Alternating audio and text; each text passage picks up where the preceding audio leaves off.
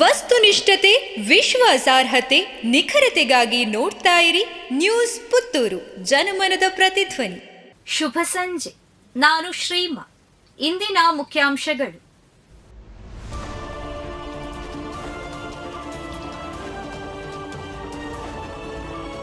ದಕ್ಷಿಣ ಕನ್ನಡದಲ್ಲಿ 2 ದೊಡ್ಡ ದರೋಡೆ, ಆತಂಕದಲ್ಲಿ ಜನ. ಉಳ್ಳಾಲ ಸಮೀಪದ ಕೆಸಿ ರೋಡ್ನಲ್ಲಿರುವ ಕೋಟೆಕಾರ್ ಸಹಕಾರಿ ಬ್ಯಾಂಕ್ನಲ್ಲಿ ನಿನ್ನೆ ಹಾಡಹಗಲೇ ನಡೆದಿರುವ ದರೋಡೆ ಪ್ರಕರಣ ಇಡೀ ರಾಜ್ಯವನ್ನ ಬೆಚ್ಚಿಬೀಳಿಸಿದೆ. 10 ಕೋಟಿಗೂ ಅಧಿಕ ಮೌಲ್ಯದ ಚಿನ್ನಾಭರಣವನ್ನ ದರೋಡೆ ಮಾಡಿರುವ ಡಕಾಯಿತರು ಸುಮಾರು 6 ಕೋಟಿ ರೂಪಾಯಿ ಮೌಲ್ಯದ ಚಿನ್ನಾಭರಣವನ್ನ ಬಿಟ್ಟು ಕೇರಳ ಗಡಿ ಮೂಲಕ ಪರಾರಿಯಾಗಿದ್ದಾರೆ. ಎಷ್ಟು ಚಿನ್ನಾಭರಣ ಕಳವಾಗಿದೆ ಎಂದು ಇನ್ನೂ ಸರಿಯಾಗಿ ಲೆಕ್ಕ ಸಿಕ್ಕಿಲ್ಲ.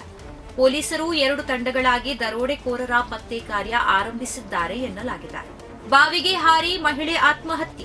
ಮಹಿಳೆಯೋರ್ವರು ಬಾವಿಗೆ ಹಾರಿ ಆತ್ಮಹತ್ಯೆ ಮಾಡಿಕೊಂಡ ಘಟನೆ ಕುಮ್ರದ ಶೇಖಮಲೆಯಲ್ಲಿ ನಡೆದಿದೆ. ಶೇಖಮಲೆ ಚೆಕ್ಕನಡ್ಕ ದರ್ಖಾಸ್ ನಿವಾಸಿ ದೀಪಕ್ ಎಂಬವರ ಪತ್ನಿ ಲಲಿತಾ ರೈ ಮೃತಪಟ್ಟವರು. ಮೃತರು ಓರ್ವ ಪುತ್ರನನ್ನ ಅಗಲಿದ್ದಾರೆ. ಆತ್ಮಹತ್ಯೆಗೆ ಕಾರಣ ತಿಳಿದು ಬಂದಿಲ್ಲ. ಅಗ್ನಿಶಾಮಕ ದಳದವರು ಆಗಮಿಸಿ ಮೃತದೇಹವನ್ನ ಬಾವಿಯಿಂದ ಮೇಲಕ್ಕೆತ್ತಿದ್ದಾರೆ. ಮೃತರ ಪತಿ ನೀಡಿದ ದೂರಿನಂತೆ ಪುತ್ತೂರು ಗ್ರಾಮಾಂತರ ಪೊಲೀಸ್ ಠಾಣೆಯಲ್ಲಿ ಪ್ರಕರಣ ದಾಖಲಾಗಿದೆ. ಜನವರಿ 19ರಂದು ಎವಿಜಿ ಅಸೋಸಿಯೇಟ್ಸ್ ವತಿಯಿಂದ ಎವಿಜಿ ಚಿತ್ರೋತ್ಸವ. ರಜತ ಸಂಭ್ರಮದಲ್ಲಿರುವ ಎವಿಜಿ ಅಸೋಸಿಯೇಟ್ಸ್ ವತಿಯಿಂದ ಎವಿಜಿ ಚಿತ್ರೋತ್ಸವ ಜನವರಿ 19 ಭಾನುವಾರ ಬಂದೂರಿನಲ್ಲಿರುವ ಎವಿಜಿ ಆಂಗ್ಲ ಮಾಧ್ಯಮ ಶಾಲೆಯಲ್ಲಿ ನಡೆಯಲಿದೆ.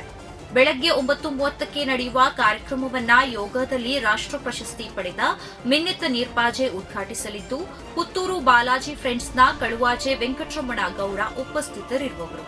ಪತ್ನಿಯನ್ನ ಗುಂಡಿಕ್ಕಿ ಕೊಂದು ತಾನು ಆತ್ಮಹತ್ಯೆಗೈದ ಪತಿ. ಪತಿಯು ಪತ್ನಿಯನ್ನ ಗುಂಡಿಕ್ಕಿ ಕೊಂದು ತಾನು ಆತ್ಮಹತ್ಯೆಗೈದ ಘಟನೆ ಜನವರಿ 17ರ ತಡರಾತ್ರಿ ಸುಳ್ಯ ತಾಲೂಕಿನ ದೊಡ್ಡತೋಟ ಸಮೀಪದ ನೆಲ್ಲೂರು ಕೆಂಬ್ರಾಜಿ ಗ್ರಾಮದ ಕೊಡಿಮಜಲು ಎಂಬಲ್ಲಿ ನಡೆದಿದೆ. ನೆಲ್ಲೂರು ಕೆಂಬ್ರಾಜಿ ಗ್ರಾಮದ ಕೋಡಿಮಜಲು ರಾಮಚಂದ್ರ ಕೊಲೆ ಆರೋಪಿ.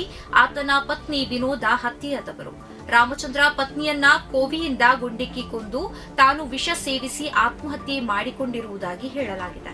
ಬಾಯಿ ಮುಚ್ಚಿಕೊಂಡು ಕೆಲಸ ಮಾಡಿ ಎಂದು ಕಾಂಗ್ರೆಸ್ ನಾಯಕರಿಗೆ ಖರ್ಗೆ ವಾರ್ನಿಂಗ್. ಕಚ್ಚಾಡುತ್ತಿರುವ ಕರ್ನಾಟಕದ ನಾಯಕರ ಕಿವಿ ಹಿಡಿದ ಕಾಂಗ್ರೆಸ್ ಅಧ್ಯಕ್ಷ. ಕರ್ನಾಟಕದ ಪ್ರದೇಶದ ಕಾಂಗ್ರೆಸ್ ಸಮಿತಿ ಅಧ್ಯಕ್ಷರ ಬದಲಾವಣೆಯ ಜಟಾಪಟಿ ಜೋರಾಗುತ್ತಿದ್ದಂತೆ ಎಚ್ಚೆತ್ತುಕೊಂಡಿರುವ ಎಐಸಿಸಿ ಅಧ್ಯಕ್ಷ ಮಲ್ಲಿಕಾರ್ಜುನ ಖರ್ಗೆ ಎಲ್ಲರೂ ಬಾಯಿ ಮುಚ್ಚಿಕೊಂಡು ಇರಬೇಕು ಎಂದು ಪಕ್ಷದ ನಾಯಕರಿಗೆ ಖಡಕ್ ಎಚ್ಚರಿಕೆ ನೀಡಿದ್ದಾರೆ. ಪ್ರತಿದಿನದ ಸುದ್ದಿಗಳಿಗಾಗಿ ನೋಡ್ತಾ ಇರಿ ನ್ಯೂಸ್ ಪುತ್ತೂರು, ಜನಮನದ ಪ್ರತಿಧ್ವನಿ. ಧನ್ಯವಾದಗಳು.